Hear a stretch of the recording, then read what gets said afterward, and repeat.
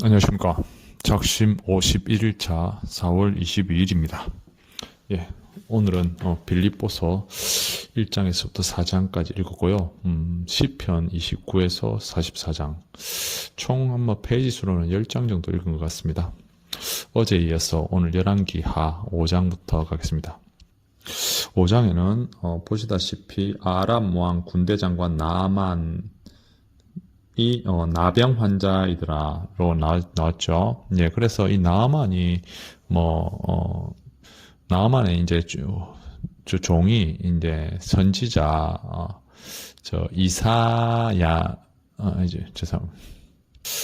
엘리사죠. 엘리사를 만나면 나아만 이 나병이 나을 것인데 해서 여기 어린 종이 이야기를 하죠. 그래서 이 나아만 장군이 이제 엘리사를 찾아갑니다. 그런데 엘리사가 이제 요단 강에서 7번 물을 잠기게 해라 했을 때 나아만이 그걸 비웃습니다. 그런데 이제 신하들이 그거 못 해보느냐 해서 그것을 한번 해보고 나서 그 개울물에서 물을 7번 이제 물 속에 들어갔다 나왔다 해서 나병이 나았다는 이야기 5장이고요.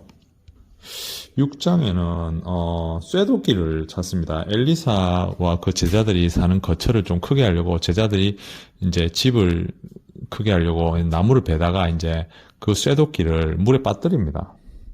여기 보면 5장 5절에 있죠. 쇠도끼가 물에 떨어진지라 해서 이거 빌려왔는데 걱정을 합니다. 그러자 선지자 엘리사가 그 물에 빠진 쇠도끼를 물에 떠오르게 합니다. 그래서 그것을 다시 찾게 하는 이야기가 나옵니다. 우리나라에도 비슷한 이야기 있죠. 금도끼, 은도끼 이런 이야기 있죠. 산신령이 꺼내 주었다. 또 참 예수님 이야기는 그런데 우리나라에도 그 비슷한 고려 시대 때 무슨 장군 어머니가 어느 개울에서 오이를 먹으라 해서 꿈에서 오이를 먹고 나서 아이를 잉태했다 이런 이야기도 또 구전에 좀 유사한 이야기들이 또 동서양을 막론하고 약간 있습니다. 그래서 점핑해서요 9장에는요 선지자 엘리사가 예후라는 사람에게 기름 붓는 여기서 요사밧 아들 예후를 찾아가서 그 골방에서 기름을 붓습니다.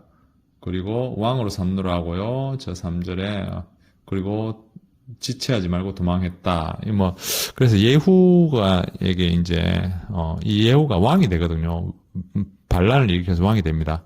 그 예후가 이제 그 기름 부음 받고 반란을 일으키고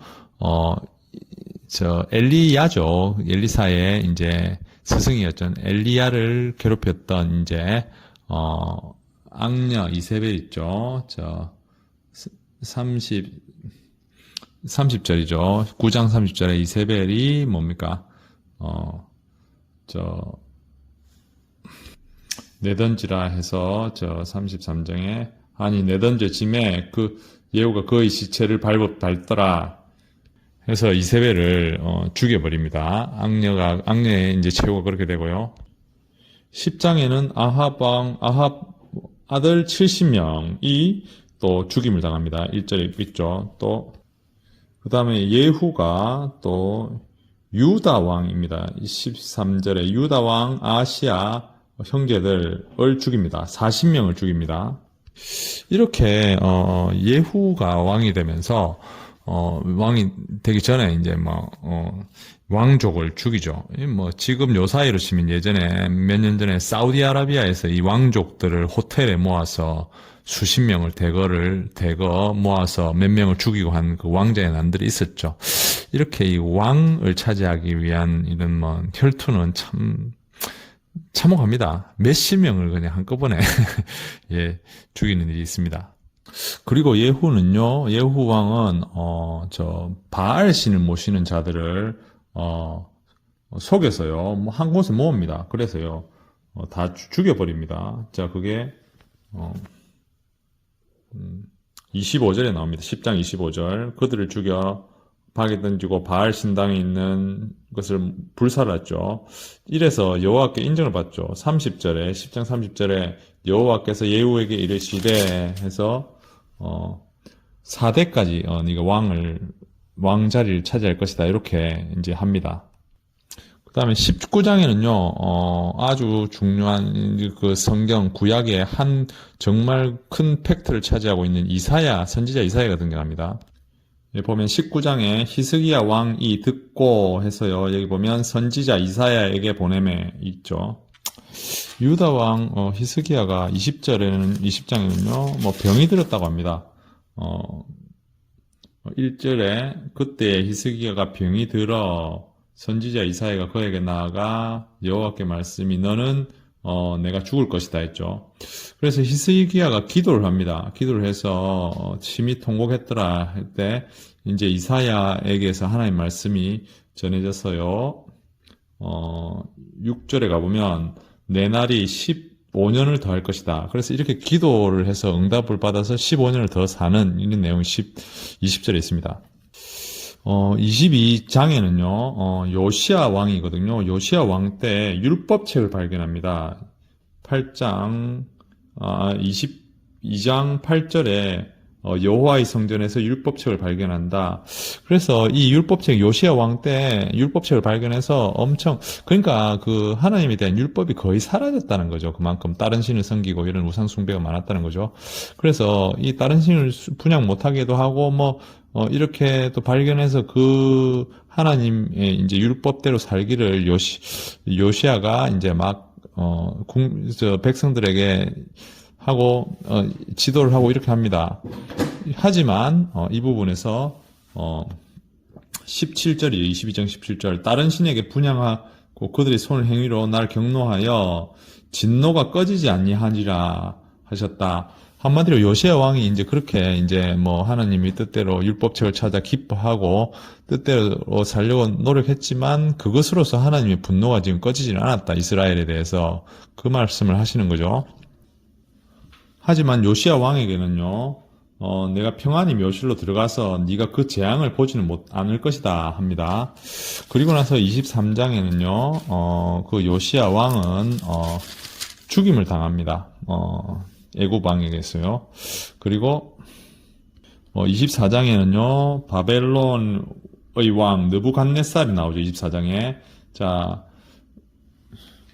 보시듯이 느부갓네살은 네부카드네자르 2세라고 바빌론의 2대 왕으로 역사적으로 큰 인물인 것 같아요. 제가 그래서 네부카드네자르 왕이 여기서는 느부갓네살입니다. 그래서 이 실제 역사와 저 성경에 연결되는 등장하는 인물들이 연결이 됩니다. 그래 이 바빌론이죠. 바벨론 제국이 엄청 커지면서 이스라엘 왕들이 배반을 했다가 참혹하게 대접을 받습니다. 어떻게 되냐면 큰 예로 25장의 7절에 가보면 시드기야 왕이겠죠. 시드기야 아들들이 그의 눈앞에서 죽이고 시드기야의 두 눈을 빼고 노사스로 그를 결박하여서 바벨론으로 끌고 갔더라.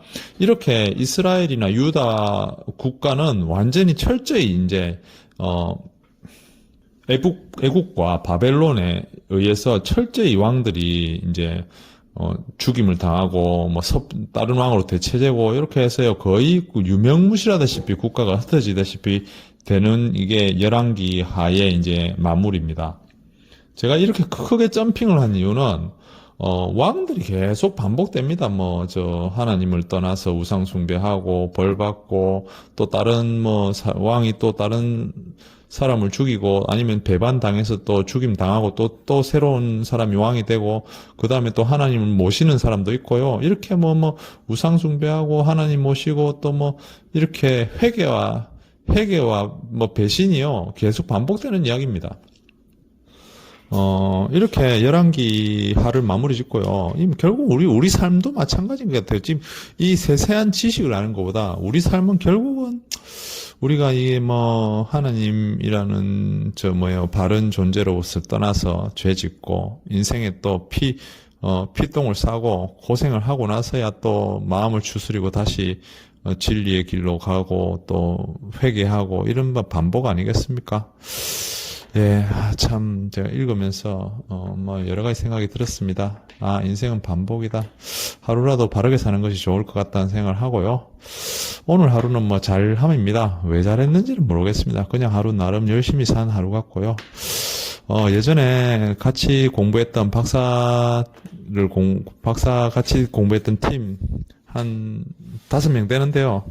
거의 5, 6년 만에 연락 와서, 뭐, 콜롬비아에 갔다 오신 분이 계시다고 식사 함께 하자던데, 아, 제 상황이 요새 참 되게 안 좋아서요. 웬만하면 이런 모임 안 가고 싶은데, 아, 또 어떻겠습니까? 또 뭐, 반가운 마음도 있고 해서 자리를 가야 될 것 같은데, 여러 가지 생각이 많습니다.